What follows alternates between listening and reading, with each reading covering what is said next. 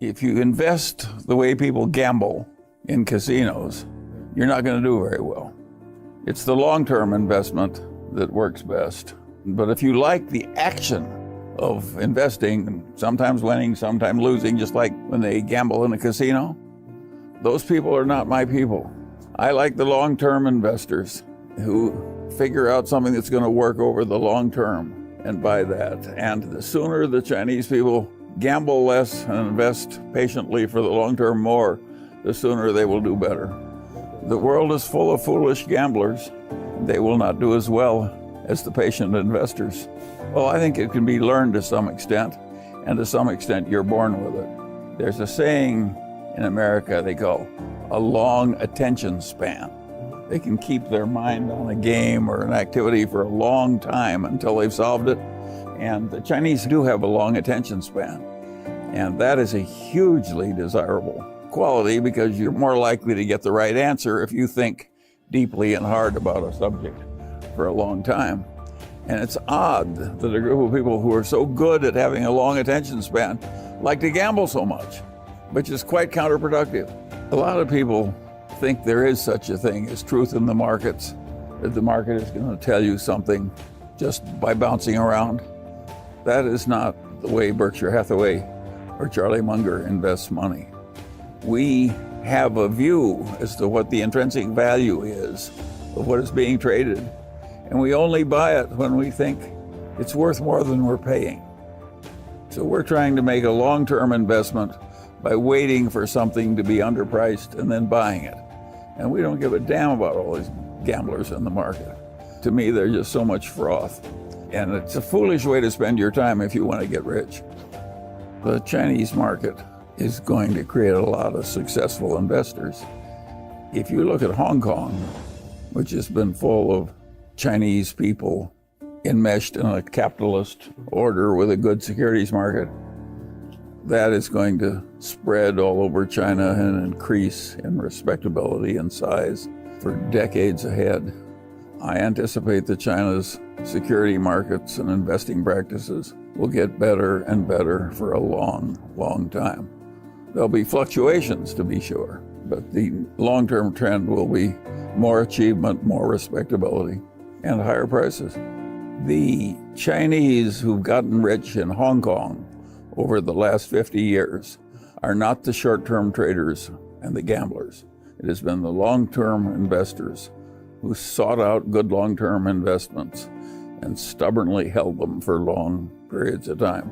And just as that worked for the Chinese in Hong Kong, it'll work for the Chinese on the mainland. It's not the short-term gambling that's good, it's the identifying the good long-term investment and sticking with it for a long time. My Berkshire Hathaway stock cost me $16 a share, and it's now selling for almost $300,000 a share. That's been a very good investment. It took a long time, and it was a long-term investment where I liked the people I was investing with, and I liked the companies I was investing in. And I just sat there for more than 50 years, and lo and behold, it's worked out very well. And there are lots of stories like that. Lilu and I have been investing together in China for, 15 years. And we have bought a lot of securities and we've sold very few. I have not made very many bad investments. They've been small and not very many. I don't have many bad investments. Neither does Lilu. Basically, the Mungers have 3 stocks. We've got Berkshire, we've got Costco, and we have an investment in Lilu's partnership. 3 things. I'm well along in my 95th year. 3 things. You don't need to own a lot of different things to get rich. The New York Times just interviewed and they asked me, why are these people in China so interested in Berkshire Hathaway and Charlie Munger? I know, it's very peculiar. It is very peculiar. Partly the book did it, but why do the Chinese like that book? I think the answer is that it sounds Confucian. China has a deep Confucian ethos. They want people to act modestly even though they're rich and powerful. They want people to constantly keep learning and to behave with dignity and reason and improve as they get old and keep working. Those lessons are not confined to one country. It just happens that Warren Buffett and I act like a bunch of people that take Confucianism very seriously. That's why they like us. They know I like books, so he will give me so many books that I either skim or read through 20 books a week. No, I get lots of books. I read a lot of biography and some history. I read almost no fiction. He asked me what other reason for the reason that we're suddenly popular in China.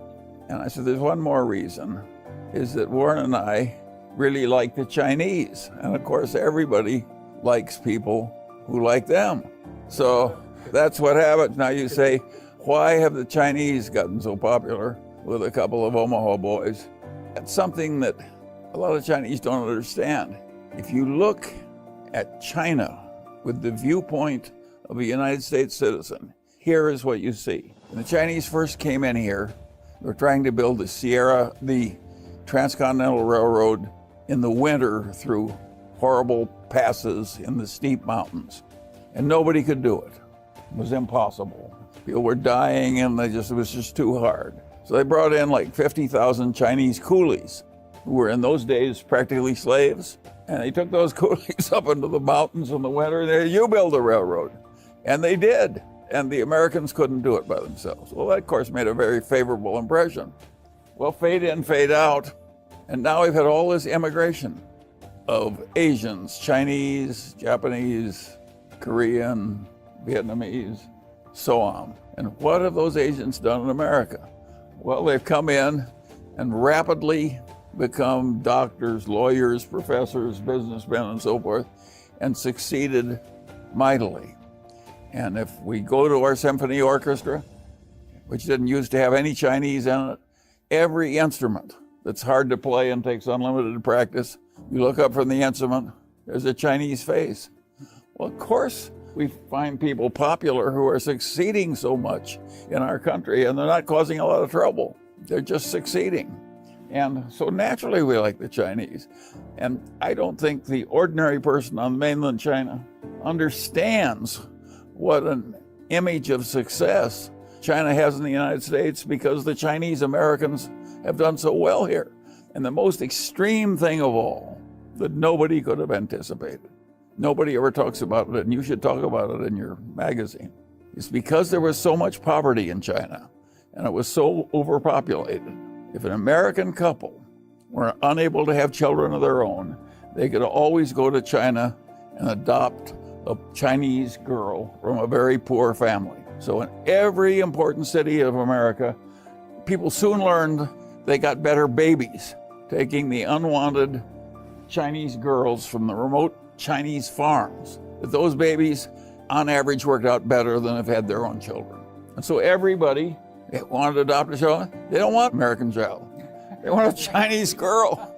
And of course, all those girls worked out well. And most people in China don't realize how extreme that's been. That's happened in every American city. Every American private school is full of the discarded Chinese girls from the Chinese countryside, and they're getting all A's and winning the prizes. And of course it makes a favorable impression.